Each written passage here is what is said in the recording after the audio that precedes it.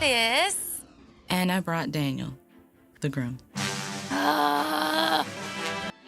So where are you thinking you want to spend on the dress? $5,000 range. I love That's very pretty. I love this dress. You do? Yes, Beautiful. I I do. really like this dress, but it's very important to me that he approves of the dress that I pick. Jordan is opinionated, but ultimately it is her decision to pick what's special to her and what she feels beautiful wearing. Too simple. I'm always fancy. I like to be over the top. Whatever I'm doing, I like to do it big. Why one of my 10 commandments is no grooms allowed.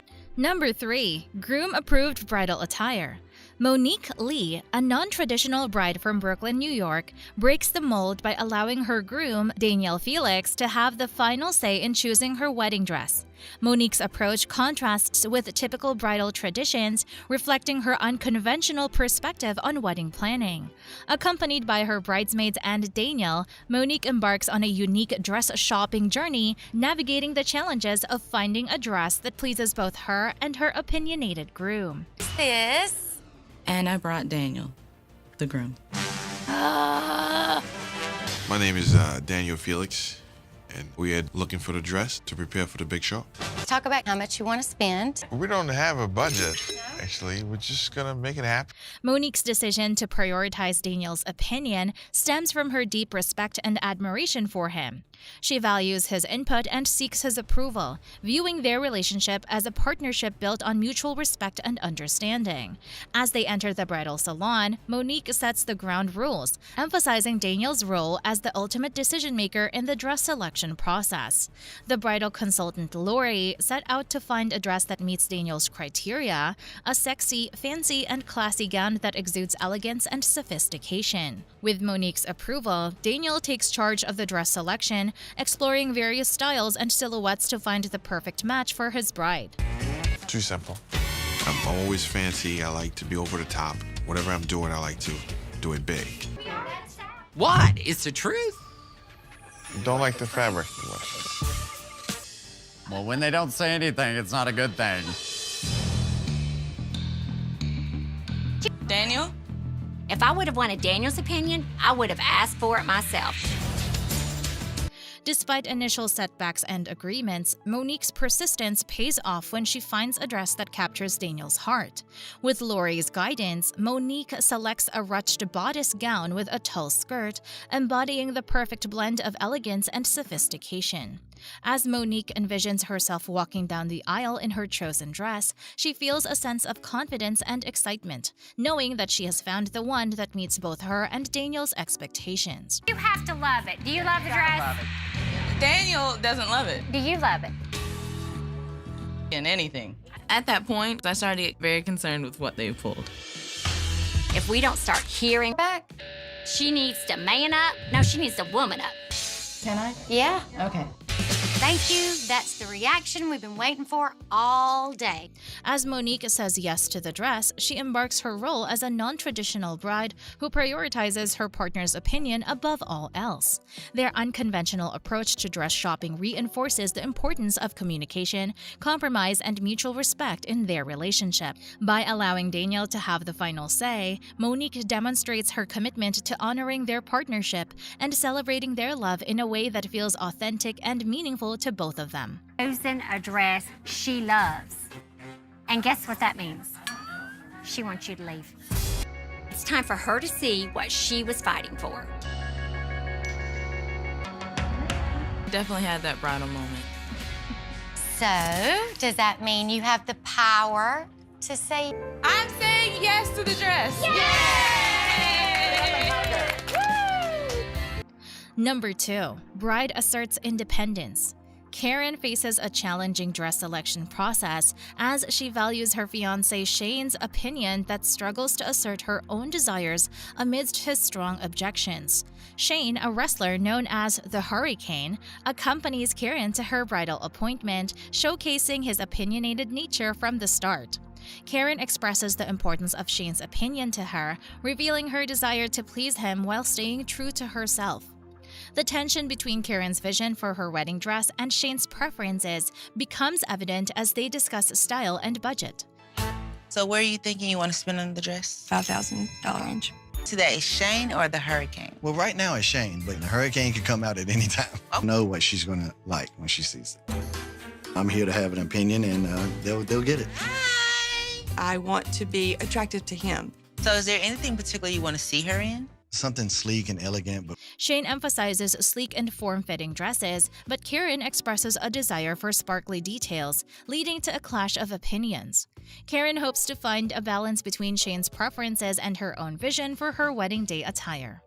As Karen tries on dresses, Shane's critical comments create tension and uncertainty for her. Despite Karen's excitement about certain dresses, Shane's disapproval dampens her enthusiasm. I think it's a little busy. It's Liberace, and I don't think you need Liberace. I really like this dress, but it's very important to me that he approves of the dress that I pick. I'm not wowed at all by this one. I think it's too much. You think it's too much? Yeah. The hurricane's always lurking. My little devil on my shoulder has a very loud voice. The conflicting opinions highlight the challenge of navigating a shared decision-making process while honoring each other's preferences. When Karen finds a dress that she loves but Shane disapproves of, Lori, the bridal consultant, intervenes to ensure Karen's voice is heard. Lori recognizes the importance of empowering Karen to make her own decision without Shane's influence overshadowing her desires. Shane's departure allows Karen to focus on her own feelings and preferences without the distraction of his critical remarks. Why one of my 10 commandments is no grooms allowed. Belt is beautiful. The lace is very pretty. I love it. I love it. I'm not blown away by this one. Karen cannot make her own decision with him here, so it's time that hurricane gets blown away. I'm scared because Shane is my support system. Bye, hurricane! With the hurricane out of the way, the bride is free to shine. With Shane out of the picture, Karen is free to embrace her own desires and choose a dress that reflects her personality and style. Lori's pick, a strapless lace fit and flare gown with a blinged-out necklace, captures Karen's vision perfectly. Despite Shane's absence, Karen feels confident and empowered in her decision, recognizing that ultimately her happiness is what matters most. The emotional journey of finding the perfect wedding dress becomes a symbol of Karen's journey towards self-assertion and independence. Despite Shane's initial objections, Karen emerges from the experience with a newfound sense of confidence and self-assurance. The dress selection process becomes a transformative moment for Karen, allowing her to assert her own desires and make decisions based on her own happiness. It makes your figure look even more amazing. The dress looks like it's made for you. But he loves you, and if you love the dress, that's all that matters. Karen's used to seeing, okay, open up. Oh, it's so pretty. Number 1.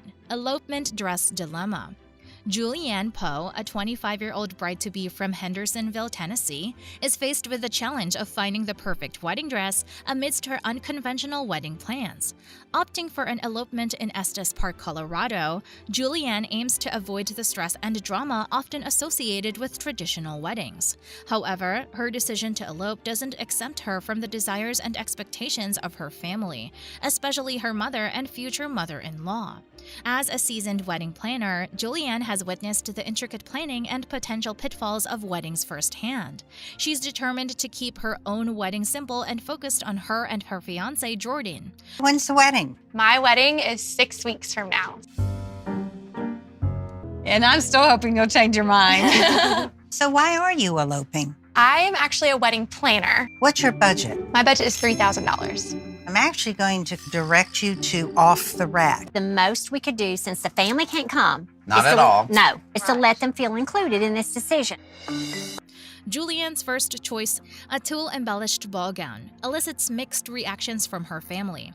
While her mother and future mother-in-law appreciate the traditional elegance of the dress, Julianne feels uncertain about its compatibility with her elopement plans. She seeks a dress that reflects her personal style and complements the intimate setting of her wedding. After several attempts, Julianne discovers a lace ball gown with delicate tulle straps that strikes a balance between tradition and modernity. Despite reservations about the straps, Julianne feels a sense of excitement and connection to the dress. However, the conflicting opinions of her her family and fiancé cast a shadow of doubt over her decision. Your mama's smiling. We have a little princess. I love it.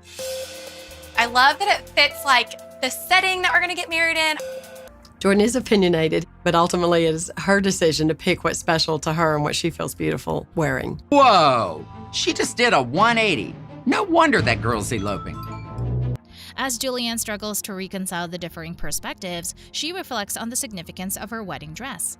Beyond its aesthetic appeal, the dress symbolizes her identity as a bride and the beginning of a new chapter in her life. She grapples with the pressure to please others while staying true to herself, a challenge familiar to many brides navigating the complexities of wedding planning.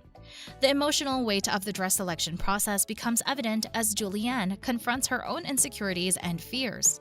The pressure to meet others' expectations threatens to overshadow her own desires and preferences. However, amidst the chaos and uncertainty, Julianne finds solace in the support of her family and the love she shares with Jordan. It's amazing. Perfect. We loved the dress. Oh, it's beautiful. I think it has all the details that I really love. I love It's very pretty. I love this dress. You do? It's Yes, beautiful. I do. She's sad that I'm not there because everybody wants to see her in this dress and see her as a bride. Everybody else is a bride, but not yourself as a bride. Are you ready to see yourself? I think so. I'm ready. Being here today does alleviate some of the disappointment of not being there at the wedding because this was a very special experience to share. Ultimately, Julianne's journey to find the perfect wedding dress transcends more aesthetics. It becomes a testament to her strength, resilience, and ability to navigate conflicting desires and expectations. Her willingness to compromise and seek a middle ground reflects her commitment by creating a wedding that is meaningful and authentic to her and Jordan's relationship. That's all for this video, folks. See you next time.